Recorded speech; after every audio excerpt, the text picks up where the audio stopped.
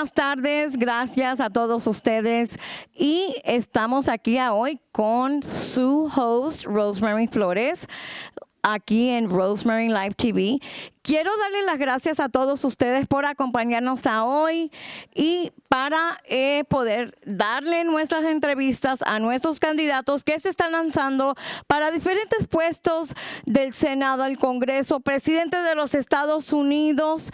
Y es nuestro trabajo como latinos de saber cuáles son nuestros candidatos que se están lanzando y para qué puesto. Sabemos que hay muchísimos problemas en nuestro país, en nuestro estado, y queremos arreglarlo. Simplemente podemos nosotros ser esa voz en nuestra comunidad. Acuérdense que su voto es su voz, y si no vota no va a tener voz, así que no se queje después. Si usted puede votar y no va a votar, no se queje después. Así que, Alan, thank you so much for coming and joining us today. Thank you for having me. So tell me, Alan, what are you running for and why? And tell us a little bit about yourself. I'm running for the Nevada Assembly in District 5. I am a native Las Vegan. I have had 4 generations of my family here. I have a very multi-ethnic family. My wife is Latino, and I have grandchildren that are mixed with different ethnicities, from East Indian to Black to Latino and white. And I'm running for a couple of reasons. First, right off the top, my children are raising my grandchildren right now. They don't have time to fight for our families. And so I'm stepping up. I've been a firefighter for the past 20 years. I was a policeman for 4 years and a soldier for 24 before that. I've served this country and I've protected us.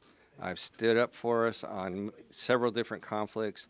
And now it's time to switch gears. It's time to go and represent our people, stand up for our families, make sure that our children are protected and our parents have their rights reinstated. They keep continuing to try and take our parental rights away. And I want to make sure our kids have good schools and have school choices so that they can learn to the best of their abilities and into their talents and grow them into becoming leaders in our community, leaders in our world, and competitive in the world market today. Well, tell us a little bit. Él se está lanzando para asambleísta y él toma todo lo que está pasando dentro del estado más serio, porque él quiere que los padres no pierdan el derecho de tener voz en las escuelas, porque están perdiendo el derecho los padres. Ya las escuelas están tomando el control que les enseñan a los padres, a los hijos, perdón, y ustedes no tienen derechos. Cuando uno va a la escuela ya ni siquiera puede entrar a la clase e ir a ver cómo está su hijo, porque le van a pedir una identificación. ¿Y quién es usted, señora? Bueno, sabemos que los hijos son protegidos, pero en las escuelas, pero también sabemos de que Alan Bigelow, él está aquí como candidato para la asamblea para proteger los derechos de nosotros, los latinos. Tell me a little bit about why you support low taxes and economic freedom. Well, when we elected Governor Lombardo to office, he was able to find about $3.87 billion of excess money, which means we're paying plenty of taxes. I think our economy is flush with tax. We don't need to be taxed anymore. We need to let our businesses grow, leave our families alone, because it's costing us a lot of money at the grocery store. You used to be able to buy a dozen eggs for a couple of dollars. Now, that's the price of a candy bar that used to be 25 cents. And we're paying now what we used to charge for a gallon of gas just for the eggs, and it's getting out of control. So we cannot tax our people anymore. They've had enough. And I've signed a no new tax pledge so that everybody can see it. It's online. It's on my social media. I've never supported more tax. Tax kills our business. Tax kills our family, and we cannot continue the path that we're going. When we have excess money, we need to do something with it. The governor wanted to give it back to the children in our school system and make our school system safe. And he got hamstringed because we didn't have enough family-oriented people in the assembly. Like I said, my family is very diverse. My family's been here since 1963. I'm on my 4th generation in this family. I have great nieces and great nephews which are, I guess, my 5th generation now. And I'm going to protect them. I'm going to stand up for them. I'm going to do the things that make decisions for our families, that keep our children education progressing properly. Because in the 60s, the Nevada school system was number 5. Now it's number 48. And nothing against Puerto Rico, but we're behind Puerto Rico. You know, I just can't see that. Nevada has the money to fund our schools, to keep our streets safe, to do the criminal justice reform necessary to do the things that stop the shoplifting that's been going on lately. People go in and just rake it off the shelf and put it into the shopping bag and walk out. That's not right. And that closes our businesses. That drives people out of Las Vegas and out of Nevada. And it's hurting our economy. When we hurt our economy, our families are hurt. And that's why prices keep going up. And we have to stop it. Taxes on all of that still have to be paid. Whether you have the money or the product to sell, you have to report the tax. It's not fair. So no new taxes if I'm in the assembly. And I'm working with a whole bunch of people that believe the same way. We will not raise taxes. It's enough. Él dice, yo le hice la pregunta que por qué apoyaba de que no aumentaran los impuestos. Él dice que todo está muy carísimo y ahora hasta hay mucha gente robando en las tiendas. Llegan y se llevan lo que ellos quieran y pues quiere él eliminar un poco del crimen de ese tipo y también que la familia pueda llegar a una tienda y poder comprar su comida sin tener que pagar un montón de dinero para poder sobrevivir y sacar a sus familias adelante. Let's talk about school choice and education. Sure. School choice is really important when we talk about our, oops, that's okay. When our kids need the education that fits the kid. So I had 4 kids going through the Clark County school system, and one of them is ADHD, and he could not handle the school system. It was not geared to him. My other 3, amazing. You know, straight A students, all did well. But he needed a different school. He needed a place where he could go and they taught to him the way he could learn. And we didn't have that then. So now if we incorporate school choice, meaning we have the money follow the student to whatever school it goes to, then our children would be taught properly. Then our children will have the education that works for the child, because each school will have the ability to customize it to the needs of the children. And we're starting to see some of that with some of the special academies around Las Vegas, but it's not as widespread as it needs to be. It's not designed for everybody yet. So you have to get it to where every child gets the education that is the same across the board. Whatever their learning curve is, we need to bring that to the children, and we have to do that through school choice. And through school choice, the money has to follow the children so that the school gets paid. And we can do that. We have programs in place that we can do it. I have a bill ready to go as soon as I step in the door of the assembly to make some of that happen. I have a program that will teach 9th grade children how to do things that they don't know right now. A lot of them, you know, with the opportunities for business, they don't know how to approach a business or to fill out a job application. This course in the 9th grade that I would like to put in will teach them how to budget, how to manage a household, how to do simple things like change a tire in a car, change a light bulb. And then they're going to be taught to fill out a job application, how to start working on their grades so that they can go to college and become very, very competitive. And that's one of those programs that's missing nationwide. And so I want to make sure that's handled. Okay. Yo le hice una preguntita sobre school choice. ¿Sabe cuántas personas aquí sabe de school choice? ¿Ha escuchado el School Choice, el programa para los niños? ¿Cuántas personas hay aquí que tienen niños en la escuela y no saben de School Choice? Nunca han escuchado. School Choice es un programa que se está moviendo ahorita dentro de la política para poder recaudar fondos, de que el gobierno federal le dé fondos al estatal para que los niños puedan ir a una cierta escuela para que puedan aprender. Sabemos que en varias escuelas, we understand that in several schools, the classes, there's 40 kids in one class.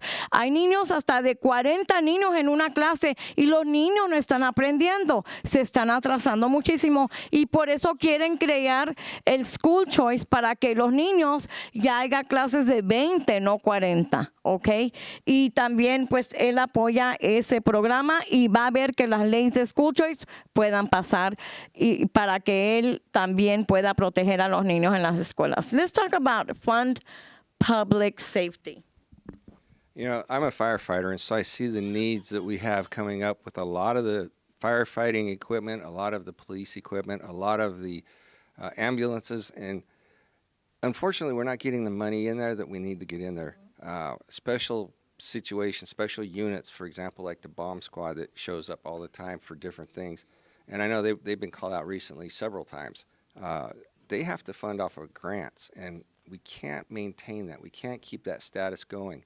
Firefighters, to get extra firefighters, there's a program that offers a grant. Well, in order to keep that firefighter employed after 1 year, you have to fund the fire department a little bit more because the money initially comes from a grant. So we got to keep those programs in place because they're the front line. They're the guys that as soon as you have something go wrong, they're the first ones there to help you. And if we can't keep those guys employed and we can't get the equipment they need to do the job, then we're not going to be able to protect our people. And it's important. I've spent my life protecting the people of this country and of this state and of this city.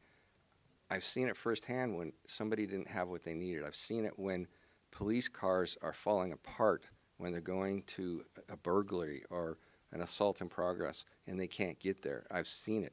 And it breaks my heart because people deserve to be protected. You have a right to dignity. You have a right to be protected. That's part of the job of government. It's not our job to take anybody's rights away. It's our job to protect it, and it's our job to keep you safe, and it's our job to take care of our families and our children. Right. Él quiere que haya protección dentro del estado de Nevada para que protejan de todo el crimen que hay. Aparte, dice, él fue policía aquí en el estado de Nevada y también fue bombero por muchísimos años. Su esposa es latina y él protege a todas las familias. No tiene que ser latino. Él protege a todas las familias y sabe lo que es proteger a la familia. No nomás eso. Él quiere que el crimen baje. Dice que hay veces los carros de los policías llegan todos destrozados y pues también necesitan apoyo. We understand that a lot of our policemen, they need our support. They need the Hispanic support. And we, try to teach, as a community leader, I try to teach our Hispanic community not to be scared of the policemen because there's nothing to be scared of. They're not going to be deported. They're not going to be, threatened by any type of deportation or anything. And this is what we try to teach them. Tratamos de enseñarles a ustedes como líder de nuestra comunidad de que no le tengan miedo a la policía. Usted tiene un caso de domestic violence, usted puede llamar, agarrar el teléfono y llamar a un policía y decirles, ¿saben qué? Quiero que vengan a mi domicilio. No lo van a deportar, no se lo van a llevar. Ahora, si está robando, si está causando problemas, actos criminales, sí se lo van a llevar, ¿ok? Pero de otra manera, no se lo llevan, no tienen por qué. Let's talk a little bit about protecting our border. Sure. My family, and I'm going to single out my wife a little bit here. My wife is a third generation from Mexico. Mm-hmm. Her great-grandmother hung around with Pancho Villa. Mm-hmm. And originally, her father came across the border and started working. Then he took the time to become a citizen and then brought his wife and his family. And now her family is all here. Where is she from? She's from El Paso. Oh, okay. So right there at the border, wherever, a lot of things going on. Immigration is not something that people should be afraid of. It takes time, and it's unfortunate that it takes time. My partner at work is still working on getting his immigration taken care of, but he's fighting in it. He's having a fight, and it's unfortunate. I wish there's got to be an easier way.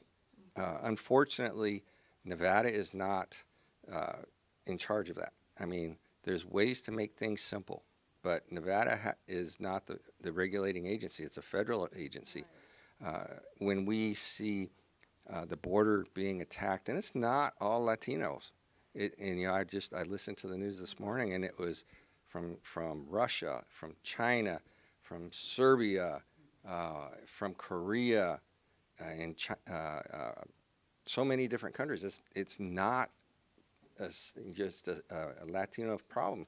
It's an international problem, and we're seeing, and we've heard, other people say that, we're seeing terrorists coming into the country. It's not that hard to sit there and say, hey, let's put a fingerprint in there. When we go to do different things, we get fingerprinted or we get photographed or whatever the case is. Let's do it. Let's do it. Let's make it happen. Let's support the senators and congressmen that are going to support us and take care of the federal level, because we can only ask them. They're the guys making those rules. In Nevada, we make the rules to keep the people in Nevada safe. I know that we don't have sanctuary cities here in Nevada for a reason. We want to make sure people are here documented properly. Please come to America. Absolutely come to Nevada. We need people to come here. We want people to come here. Our governor has an Office of Economic Development. He's encouraging businesses to come here that pay $30 an hour to start. You got to fill those jobs, or we can't continue on any kind of success. And we should. There's no reason not to invite immigration. El señor Bigelow dice que él tiene una esposa tejana. Was your wife born in Texas? Yeah. Okay. Es la tercera generación de descendencia mexicana. Y él está casado con una latina y él entiende que la gente cuando viene, él entiende por qué viene la gente y supuestamente él entiende todas las diferentes situaciones. También tienen que apoyar a nuestros gobernantes del nivel federal para que se lleve a cabo una reforma migratoria, se lleve a cabo que terminen con con la inmigración, porque él también apoya que aseguren esa frontera, porque you support the border security, correct? Porque él no quiere que entren terroristas por allí. Sabemos que viene gente de la China, vienen de Rusia, vienen de todas partes, no nomás latinos, vienen gentes ahorita de todas partes del mundo. Entonces, lo que hay aquí, para que ustedes entiendan más a estos candidatos, cuando yo les hago la preguntita, ¿usted apoya la seguridad de frontera? No quiere decir que no queremos que venga la gente. No, eso no es. La protección de una frontera quiere decir que tienen que tener cuidadito que no entren terroristas por allí, porque si no nosotros vamos a ser los próximos que vamos a estar en guerra y lastimados con nuestros familiares. De eso se trata eso. Y él apoya a las familias. Él no está diciendo que él no apoya a las familias, simplemente que apoya al gobierno federal para que lleven a cabo la seguridad de la frontera. Now, on the Second Amendment's right, tell me about that. So I support the Constitution 100% all the way. The Second Amendment keeps coming up as people trying to take our guns away. The Second Amendment, it says, "Thou shalt not infringe," and I support it wholly. I mean, I have a CCW, and when it's necessary, I have something with me. It's designed for the people in a way that if our government becomes tyrannical, that we can step up and we can take charge of our government again. It's not designed to sit there and say, everybody can have a gun, because that's not true.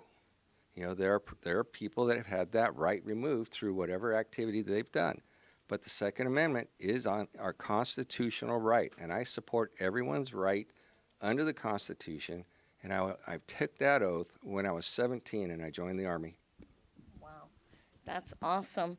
Le pregunté que si él apoya porque nos quieren quitar nuestras armas y ustedes tienen que saber de eso, que quieren quitarnos el derecho de poder cargar una arma. Sabemos que hay muchos problemas en el país sobre las armas en las escuelas, las armas en la casa. Hay mucha gente que se está matando o los padres están matando a las esposas y a los hijos por depresión, pero también no queremos que nos quiten el derecho a obtener una arma, porque esa arma puede proteger nuestro hogar y nuestra familia, o las mujeres como nosotras, como a mí me encanta cargar mi arma, allá la tengo allá afuera.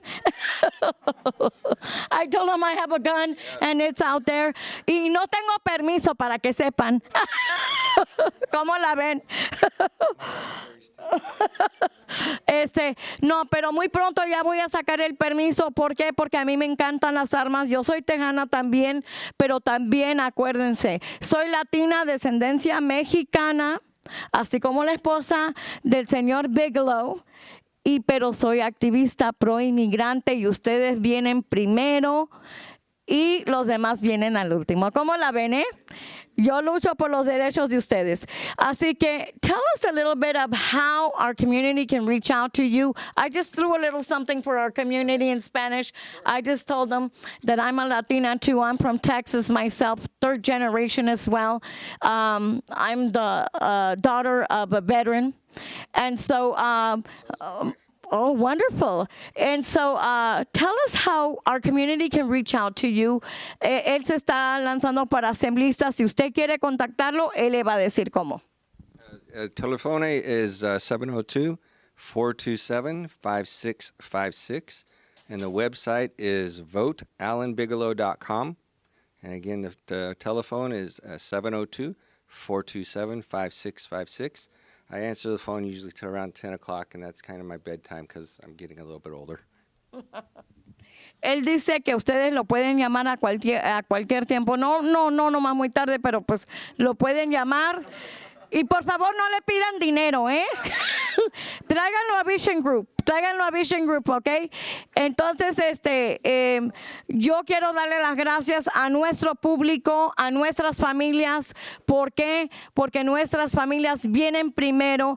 Aquí estamos viendo a cuál va a ser el próximo asambleísta, como el señor Alan Bigelow y todos los demás candidatos que vienen y nos piden nuestra opinión, qué es lo que el pueblo latino, el pueblo mexicano, el pueblo cubano, el centroamericano necesita y cuál y cómo los pueden apoyar. Así que aquí estamos con Rosemary Live TV. Muchísimas gracias a todos y nos vemos muy pronto con el próximo candidato o candidata. Gracias. Que pasen buenas tardes. Bye bye. Hola, aquí les habla Rosemary Flores, su activista pro inmigrante. Hace poco hicimos una marcha para apoyar la ley de la dignidad y la vamos a seguir apoyando hasta que pasen una reforma migratoria para todos ustedes. Y aquí estamos con nuestro pueblo mexicano, centroamericano y ¿de dónde más? Peruano. ¿Qué más? Venezuela no está, no está Venezuela. Así que los esperamos muy pronto. Vamos a traer a toda nuestra comunidad y nos vamos a unir todos. Gracias, los esperamos pronto. Bye bye.